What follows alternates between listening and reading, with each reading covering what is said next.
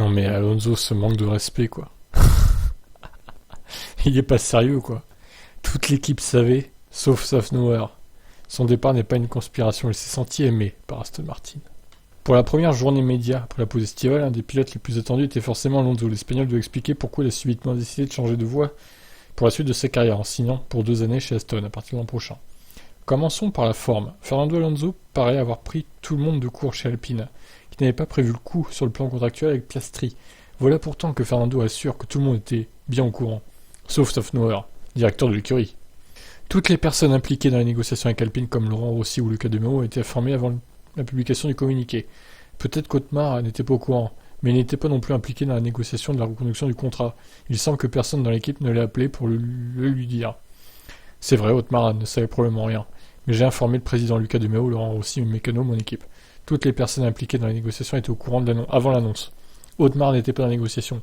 Peut-être que Luca De Meo ou Laurent Rossi ne l'ont pas dit, mais tout le monde savait, y compris Mécano.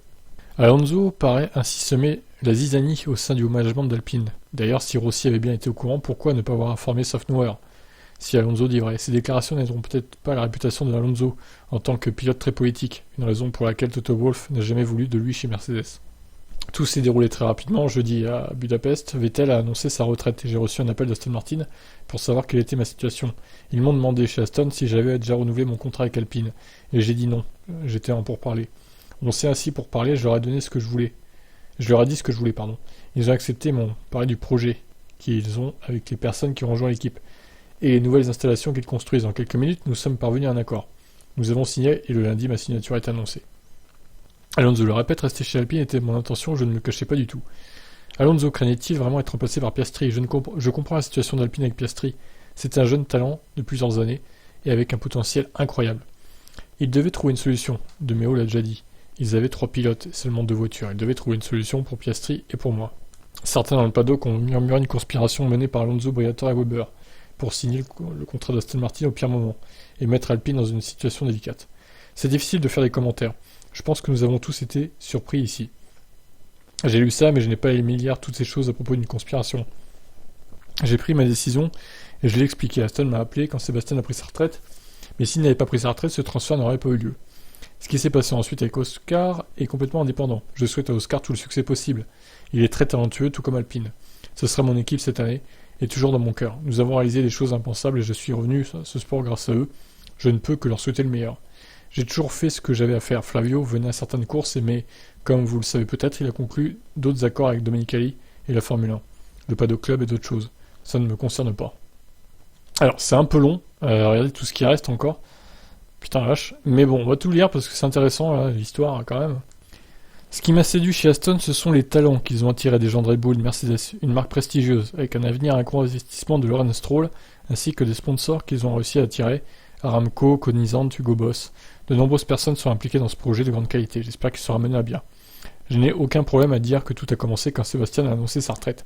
Aston attendait la décision, il était heureux avec Seb, qui, s'il voulait continuer avec pour une autre année, mais il a décidé d'arrêter. Ils ont appelé certains pilotes qui les intéressaient.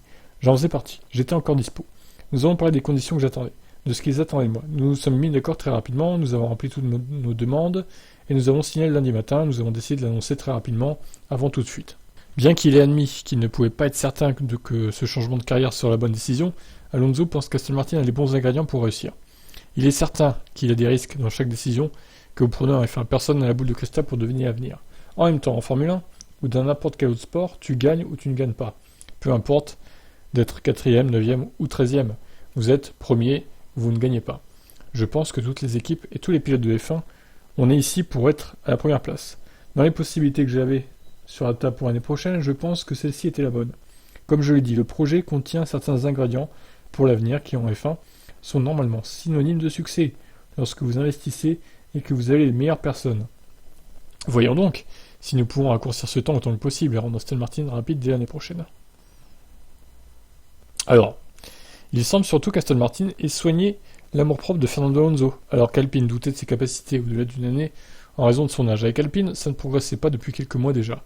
C'était une décision logique pour moi, car Aston était très désireux de m'avoir et de faire confiance à mes capacités sur la piste et en dehors, pour développer le projet.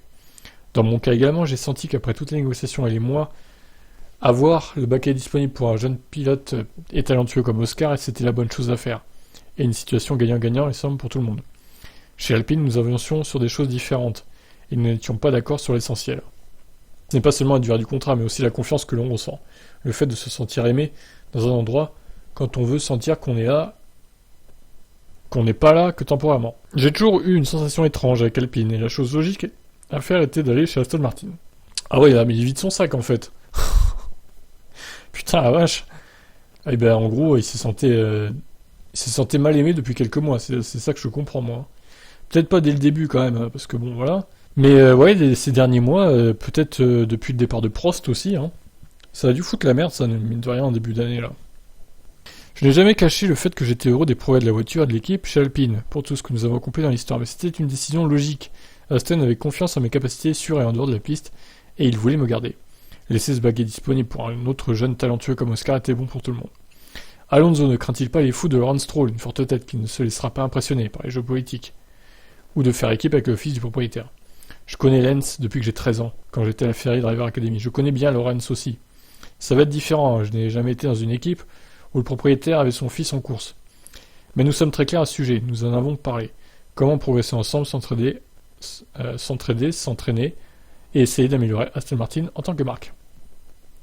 Alors, ça c'est pas possible, parce qu'il y a combien d'écart d'âge entre lui et Lance? Il a quel âge, Lance? 23 ans, bon, d'accord, donc, quand t'avais 13 ans, Fernando, Lance n'était pas né. Hein, alors, tu te fous de notre gueule un peu, là, quand même, hein. Tu te fous de notre gueule, Fernando. Il a quel âge, Fernando? 42, c'est ça? 43? 42, je crois. 41, excusez-moi. Donc, ouais, moins 13, voilà, ça fait 28. Donc, Lance n'était pas né. Donc, tu ne connais pas Lance depuis que tu as 13 ans, ou alors c'est une erreur de traduction, je ne sais pas. Bon, c'était une news assez lourde, mais quand même, là, on apprend pas mal de trucs, hein, quand même.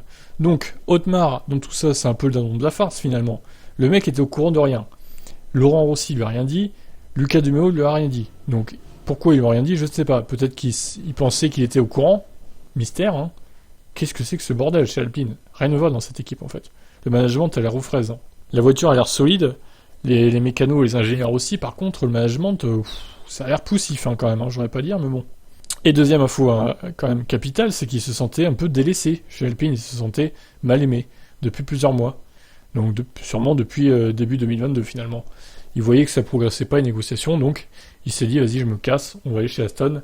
Il propose un meilleur contrat, plus qu'un an, et plus de sous surtout aussi. Donc, au final, dans sa position, j'aurais peut-être fait pareil que lui. On peut comprendre son désarroi. Maintenant, bon, de pas avoir mis au courant Saf Noir, je trouve ça un peu limite de la part de Fernando. Peut-être que lui aussi se doutait qu'il savait, mais alors que c'était pas le cas en fait. Donc voilà, c'est un peu le bordel hein, chez Alpine pour résumer tout ça. Je crois qu'on peut résumer ça comme ça. Qu'est-ce que vous en pensez vous? C'est n'importe quoi. Hein. Allez, ciao.